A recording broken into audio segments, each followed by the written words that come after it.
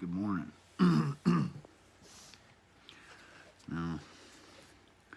we're going to be reading out of Romans chapter 13, 1 through 4. Now, I'm going to show you guys something that was brought to my attention. And, okay, this Bible I've been reading for many years is a New King James Version. And I still read it. But what I do is I cross-reference a lot of the times with the 1611 King James Version. And now this King James Version, it reads very old. I'll show you guys how it reads here.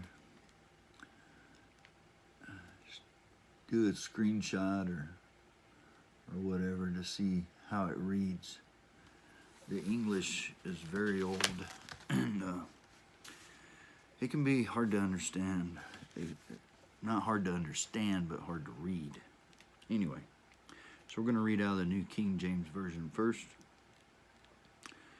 And it reads, Romans 13, starting verse 1. Let every soul be subject to the governing authorities, for there is no authority except from God, and the authorities that exist are appointed by God. Now, I'm going to do this verse to verse. The 1611 reads, Let every soul be subject unto the higher powers, for there is no power but of God. The powers that be are ordained of God. It says no, it doesn't state, the way it reads can throw somebody off to believe that it's talking about our governing authorities, so that we'll be more subjective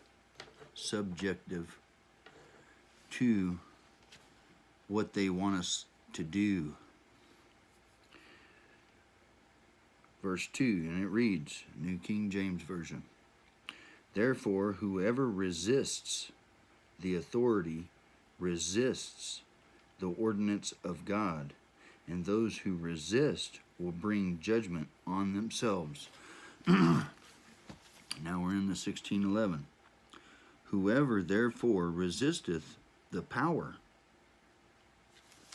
Okay? Right there, man. There, in the New King James Version, therefore whoever resists the authority, okay? They're trying to take power. Do you understand the word power? I understand the word power. Do you understand the word authority? I understand the word authority. But when you talk about power and authority, power has more authority than authority. Okay?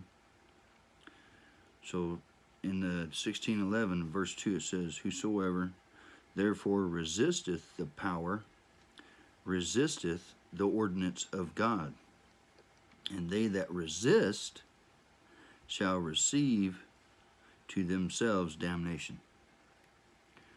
Did you catch that?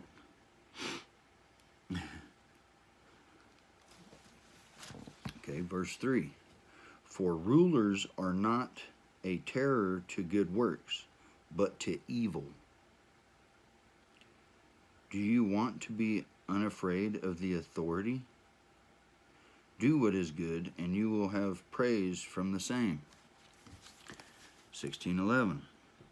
For rulers are not a terror to good works, but to the evil.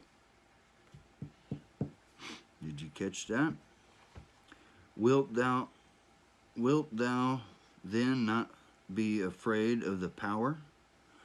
Do that which is good, and thou shalt have praise of the same. You see how it reads differently, and it can give a different direction. One gives direction to God's power, and the other one gives direction to the governing's authority. Verse 4 in the New King James Version says, "For he is God's minister to do for good.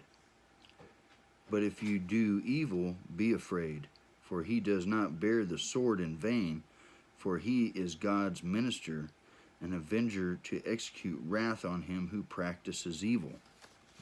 Okay. 16:11.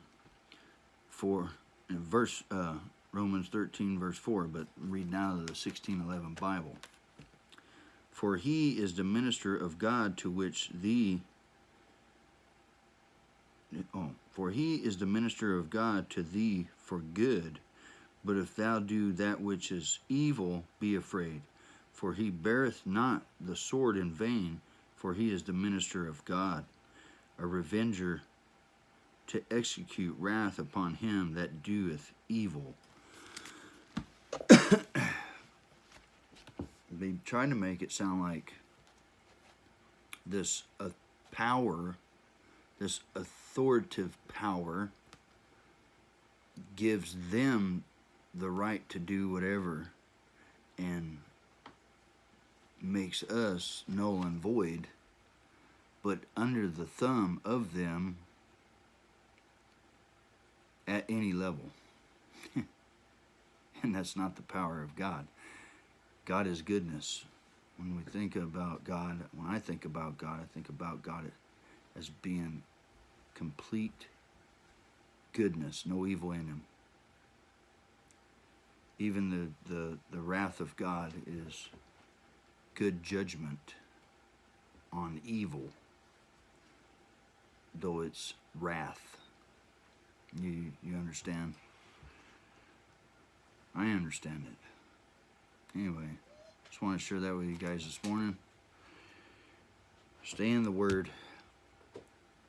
Read it, study it, eat it.